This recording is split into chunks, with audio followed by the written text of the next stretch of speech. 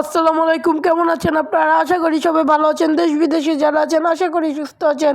আমিও ভালো আছি। আজ আমাদের বাসায় রসমালাই বানানো হবে।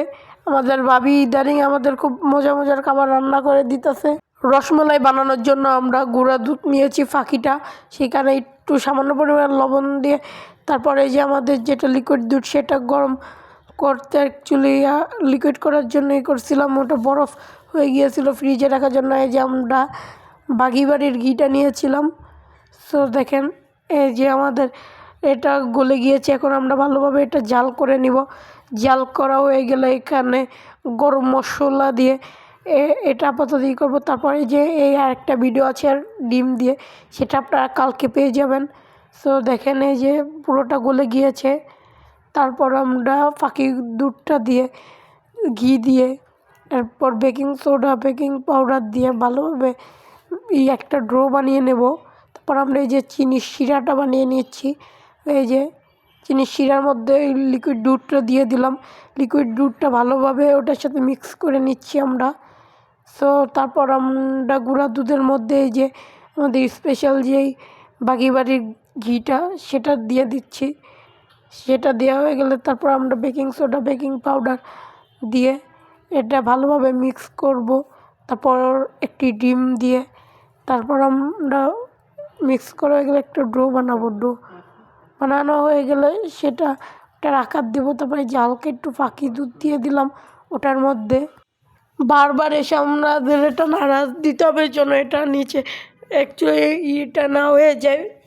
তারপর আমাদের গুঁড়া দুধটা কম পড়ছিল, এর জন্য আমরা আবার নিয়ে আসছি মোটমাট 4টা গুঁড়া দুধ। তারপরে এই যে আমাদের বেকিং পাউডার, বেকিং সোডা সব কিছু পরিমাণ মতো দিয়ে ডোটার মধ্যে আবার মাখালাম। তারপর যে আমরা আবার আসছি এটা ঠান্ডা আছে নাকি লেগে গেছে এটা দেখার জন্য। তারপর আবার এই যে আমাদের ডিমটা ভেঙে নিচ্ছি। আর ডিম আপনারা যদি দেন তাহলে অবশ্যই আপনাদের উচিত যে আস্তে আস্তে দেওয়া, একসাথে পুরোটা না দেওয়া। কারণ এমনও আছে ডিম পুরোটা লাগে না, আবার এমনও আছে পুরোটা ডিম লেগে যায়। এর জন্য আপনারা আস্তে আস্তে দিবেন। তো এই যে আমরা একটা ডো বানিয়ে নিয়েছিলাম, সেই ডো থেকে এই যে হাতে একটু ঘি মেখে তারপর আমরা এই যে রসমালাই শেপটা দিয়ে নিচ্ছি ডোর মধ্যে। তো এই যে রসমালাই এই শেপগুলো এখন আমরা দুধের মধ্যে ছেড়ে দিচ্ছি। তো সবগুলো আমরা দেখে দেখে আস্তে আস্তে দিচ্ছি। তো আপনারা দেখতে থাকেন ভিডিওতে আপনারা দেখেন, কিন্তু লাইক, কমেন্ট বা সাবস্ক্রাইব করেন।